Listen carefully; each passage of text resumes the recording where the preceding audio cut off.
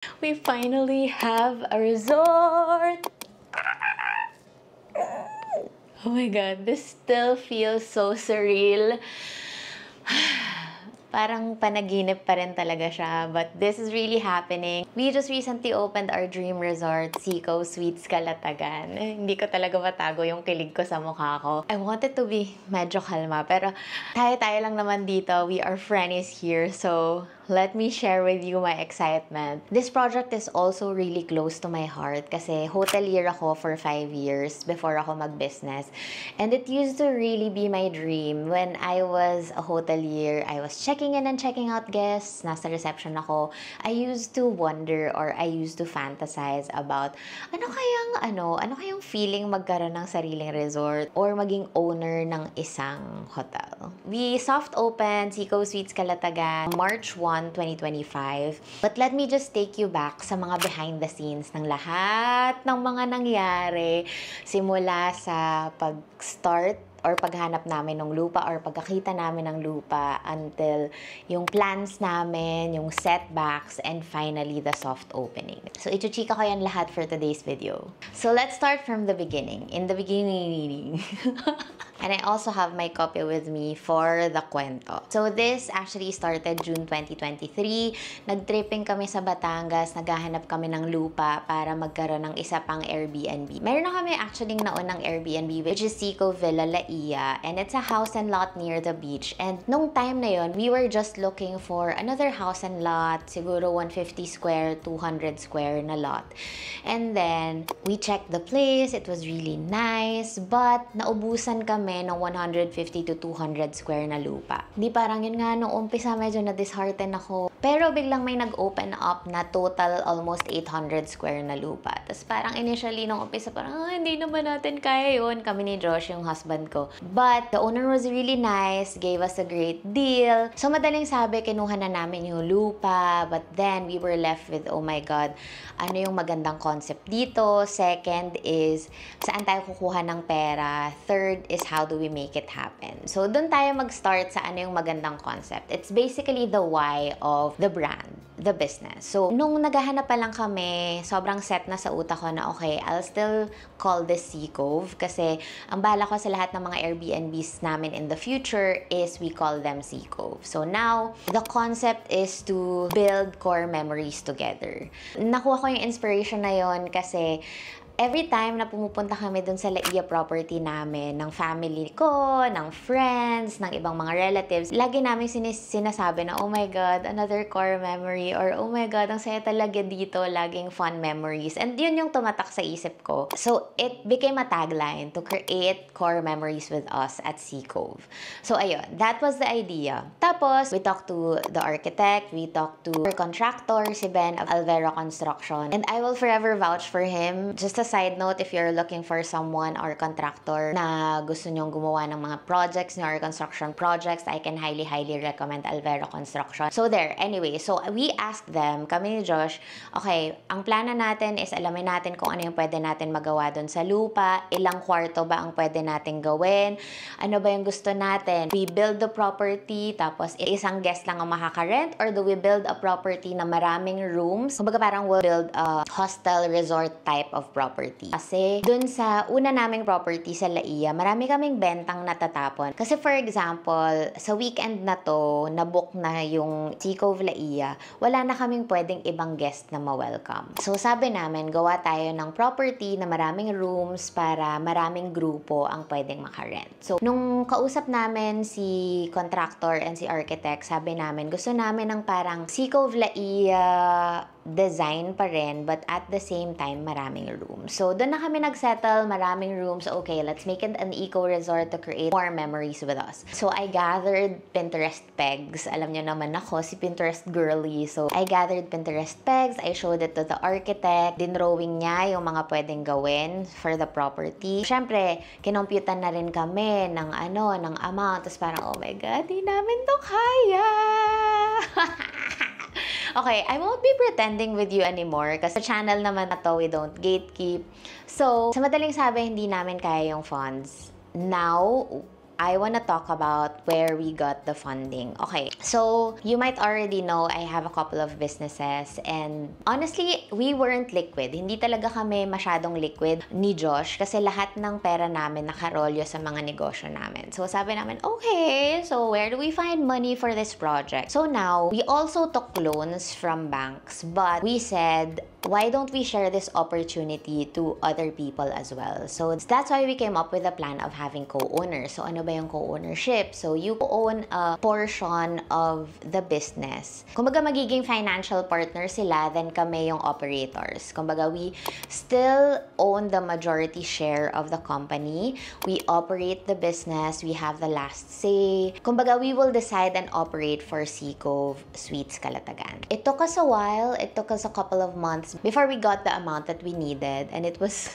honestly so difficult. It was difficult, overwhelming, but at the same time, I was so grateful of the people who helped us build this project. We call them the loud owners kasi ano talaga, we encourage them to talk about the resort na sabihin nyo sa lahat ng friends and family nyo na kayo yung may-ari nito. Kasi totoo naman, di ba? So we pulled a couple of co-owners na makaka-help with the project. At the same time, nagkaroon din kami ng financial backup with bank loans and also for some of our businesses na kaya namang mag-shell out for this project. So, ayan, finally, diba, may pera na, meron ng funds, etc.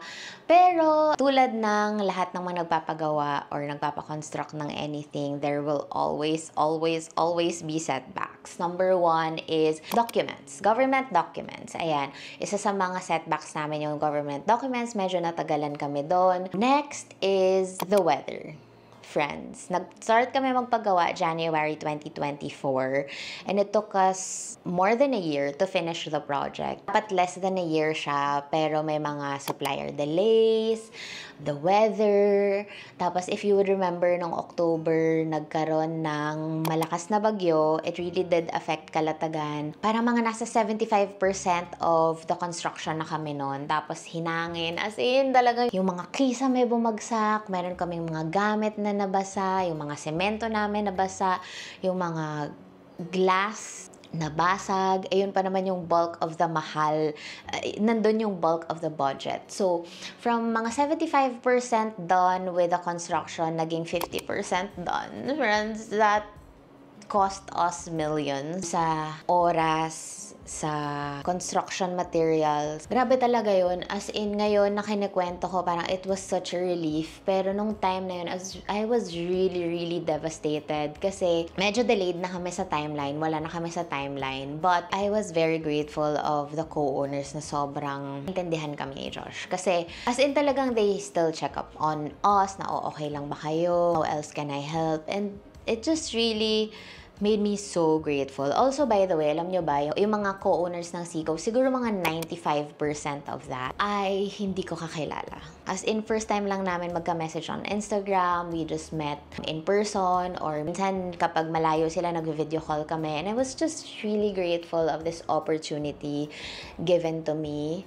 Kasi pangarap ko talaga to. It's my childhood dream to have an eco-resort by the beach or near the beach. And sobrang grateful lang ako sa community that we have dito on social media. The power of social media talaga. Kasi, you know, I'm just someone who just tries to show up and pinagkatiwalaan nila ako ng ganun katindi agad. And I'm just really grateful to our co-owners talaga. Such a blessing.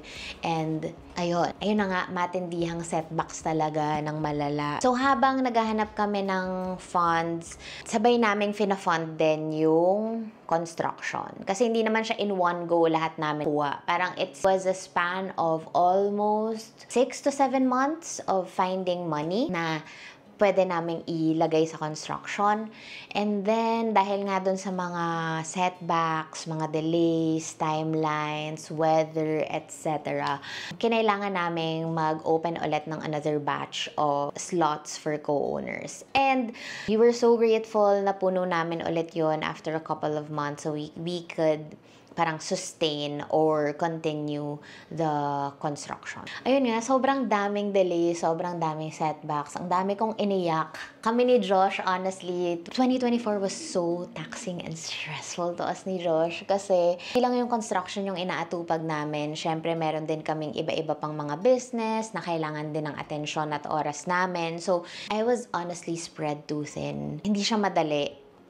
Siguro sinasabi niyo, wow, meron na siyang resort, galing naman niya. Pero behind closed doors, behind that curtain, I swear it was so chaotic. But at the same time, I'm always grateful with our team sa ibang businesses namin who's holding the fort while we are navigating a new industry, which is the hospitality industry. And sobrang happy din kami with our suppliers sa Kalatagan kasi they really deliver more than our expectations. This project is also really close to my heart kasi hotelier ako for 5 years before ako mag-business.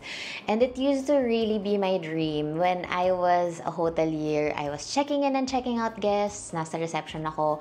I used to wonder or I used to fantasize about ano kayang feeling magkaroon ng sariling resort or maging owner ng isang hotel. Sobrang long shot siya for me sa 21-year-old Riza.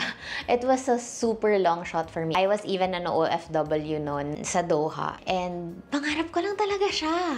As in, sinong mag-aakalang, eto na siya ngayon. Pero ang daming dugo, hirap, pawis, luha, especially luha, ang ginugol namin ni Josh dito. Daming stress, anxiety, pero alam mo yun, it was all worth it.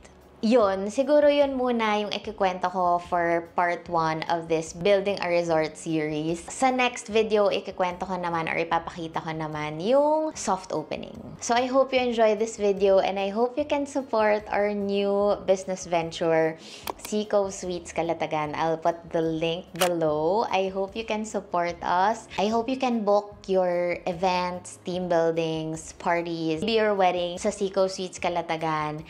And even just liking, subscribing, and commenting on this video means so much to me.